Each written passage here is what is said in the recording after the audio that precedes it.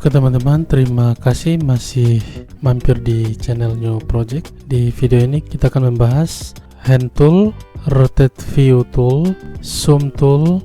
Ya, ini ya, zoom tool. Kemudian kita akan sedikit memodifikasi shortcut dari yang ada di toolbar. Caranya klik kanan di sini, kemudian edit toolbar.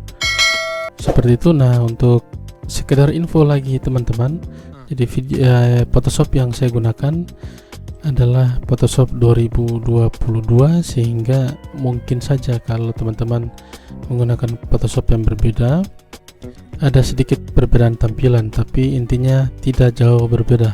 Kemudian di sini ada panel foreground, color picker foreground color, ya seperti itu, dan background. Jadi color picker background color. Jadi foreground dan background kita bisa diputar ya. Kita bisa klik di sini, dia akan switch ke background. Kemudian kita klik lagi, dia akan switch ke foreground. Kemudian secara default dia akan menampilkan hitam dan putih. Jadi seperti itu. Nah, pertama kita akan aktifkan hand tool seperti ini ya. Saya akan klik atau shortcutnya H. Kita aktifkan hand tool. Nah teman-teman, hand tool ini tujuannya adalah untuk menggeser area kerja atau dokumen window yang kita punya.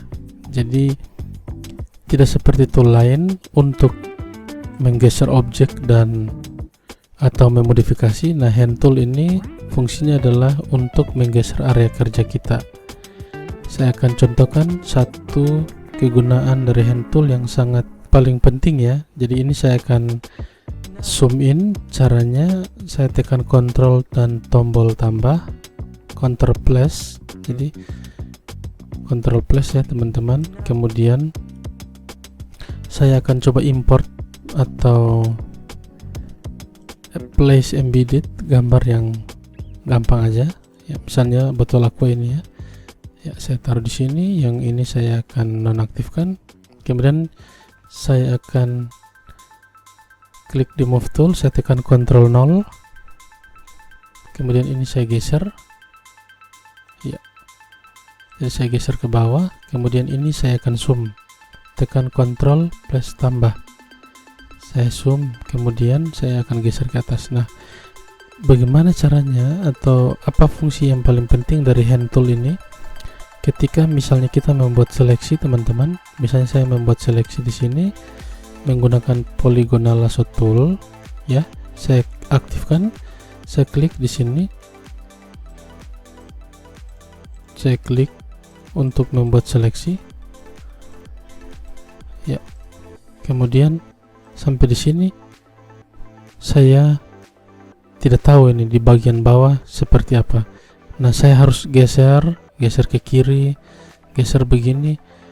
Misalkan area kerja ini kita zoom sangat besar ya, jadi presentasi zoomnya misalnya kita akan kontrol tambah ya, misalnya 500, terus kita tidak tahu objek di bawah seperti apa. Tentunya akan sangat repot kalau kita geser seperti ini teman-teman, harus geser sana sini. Nah, itu sangat repot ya. Caranya adalah kita tekan tombol spasi di keyboard, tekan spasi, kemudian kita geser. Nah, dia akan berubah menjadi hand tool. Jadi kita bebas menggeser area kerja kita walaupun dalam posisi zoom in yang presentasinya sangat gede ini ya. Tekan tombol spasi, kita geser, lalu kita lanjutkan seleksi kita. Ini akan saya kontrol plus tombol min. Nah, saya akan selesaikan secara cepat aja ini. Nah, kalau kita misalnya menggunakan hand tool ini sangat diperbantu ya teman-teman. Tekan tombol spasi sekali lagi untuk geser. Nah, ini saya klik dulu, tekan spasi, ikonnya menjadi tangan, baru kita geser ya, begini, kemudian kita geser. Ini akan saya buat secara cepat aja ya, seperti itu teman-teman. Jadi fungsi dari hand tool sangat penting ya. Jadi kita bisa membantu untuk bekerja dengan objek yang detail dalam posisi di zoom in yang presentasinya sangat tinggi tadi. Kita bisa menggunakan hand tool untuk menggeser areanya. Nah, ini saya akan deselect, saya klik di luar aja. Nah, kemudian selain hand tool ada rotate view tool. Rotate view tool ini sebenarnya saya jarang menggunakan ya teman-teman. Mungkin fungsinya hanya, jadi kalau kita klik dan kita tahan, kita putar, jadi dia akan memutar area kerja kita. Tidak, atau jarang, sebenarnya jarang digunakan ya. Saya tekan Ctrl minus, jadi ini fungsinya untuk memutar area kerja kita atau dokumen kita. Saya akan klik di sini reset view. Nah, selanjutnya kita pergi ke zoom tool. Nah teman-teman, zoom tool ini juga sangat berpengaruh. Selain dari hand tool yang di atas tadi, kita juga sering menggunakan zoom tool untuk bekerja dengan objek yang lebih detail. Jadi kita klik, aktifkan zoom tool di sini atau tekan shortcutnya, tekan tombol Z, lalu kita klik dan kita bisa lihat seperti ini. Jadi kita zoom in adalah simbolnya plus, sementara zoom out simbolnya minus ya. Saya klik zoom in, caranya klik kemudian tarik, zoom out klik kemudian dorong ke atas. Jadi saya klik, saya dorong ke atas, dia akan zoom out. Kalau saya klik dan saya tarik ke bawah, dia akan zoom in. Begitu juga kalau kita klik zoom in, kita tarik ke bawah, dia akan zoom in. Kita dorong ke atas, dia akan zoom out. Seperti itu. Selain dari tombol zoom di sini, kita juga bisa zoom in menggunakan Ctrl dan tombol plus zoom in, sementara Ctrl dan tombol minus untuk zoom out. Begitu teman-teman. Nah, untuk selanjutnya edit toolbar ini sebenarnya tidak terlalu pengaruh ya. Saya jarang sebenarnya mengganti shortcut dari toolbar yang ada. Saya biasanya menggunakan default. Tapi kita akan coba di sini. Misalnya saya akan ganti artboard tool di sini dengan shortcutnya K. Jadi kita akan lihat efeknya. Nah, misalnya ini ada move tool, kita pilih move tool, aktifkan, kemudian saya tekan K dan saya buat artboard di sini, maka dia akan berubah. Seperti itu ya. Kita tambahkan artboard baru, kita klik dan kita tambahkan. Kita bisa lihat sudah berubah ya perbedaannya, sangat jelas. Kita klik kanan, kemudian edit toolbar di sini, lalu kita ganti. Kita ganti lagi, kembalikan ke awal. Karena memang saya jarang untuk shortcut dari toolbar sendiri, saya jarang modifikasi teman-teman. Ini saya close, saya buka lagi. Nah, kemudian jadi ini teman-teman bisa dicoba sendiri ya ini. Kemudian selanjutnya adalah color picker foreground dan background. Jadi foreground yang paling depan, jadi ini hitam berfungsi sebagai foreground. Jadi kita klik, lalu kita buat layer baru dan kita warnai area ini dengan warna merah yang kita buat ya. Misalnya ini saya klik di gradient di pen bucket tool, kemudian kalau ikonnya berubah jadi ember, saya akan klik di sini, berubah jadi merah. Saya pilih biru, dia akan berubah jadi biru. Saya pilih kuning, dia akan berubah jadi kuning.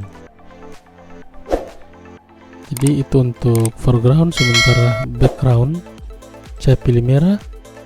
Dan untuk melihat perpaduan antara kuning dan merah ya, di sini ya, kita buat layer baru teman-teman. Nah, kita akan lihat apa fungsi dari ketika kita memilih foreground kuning dan background merah. Kita akan lihat di perpaduannya, kita klik gradient. Di sini kita pilih di basic teman-teman. Di sini kita akan lihat foreground to backgroundnya sudah ada. Jadi kuning ke merah. Selain kita bisa ganti dari sini, ya, selain kita bisa ganti dari sini, ya kan, kita klik lalu kita ganti. kita juga bisa tetapkan dari foreground dan background tadi. Seperti itu teman-teman, dan ini kita bisa klik untuk switch ke foreground ataupun background, kemudian kita bisa buat kembali ke default dengan cara klik di icon yang kecil di situ.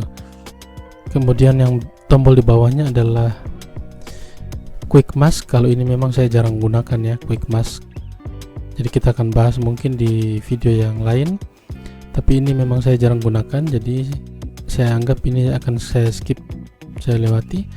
Nah, yang berikut adalah untuk screen mode. Jadi ada standar, ada full screen. Nah, full screen seperti ini teman-teman, full screen mode. Nah, dia akan tidak menampilkan toolbar dan layer di sekitarnya. Caranya untuk kembali adalah tekan escape. Jadi seperti itu, kita kembali ke standar. Nah, untuk tool yang ada di toolbar sepertinya sudah selesai ya teman-teman. Jadi untuk selanjutnya kita akan membahas fitur-fitur yang lain yang ada di Photoshop, masih dalam tutorial Photoshop dasar, membahas mengenai tampilan utama dan fungsi-fungsi yang ada di Photoshop. Jadi untuk pembahasan kali ini sampai di sini. Terima kasih buat teman-teman yang sudah nonton. Jangan lupa untuk klik like, komen, dan subscribe channel YouTube saya. Semoga video yang saya bagikan bisa bermanfaat. Sekian dari saya dan terima kasih.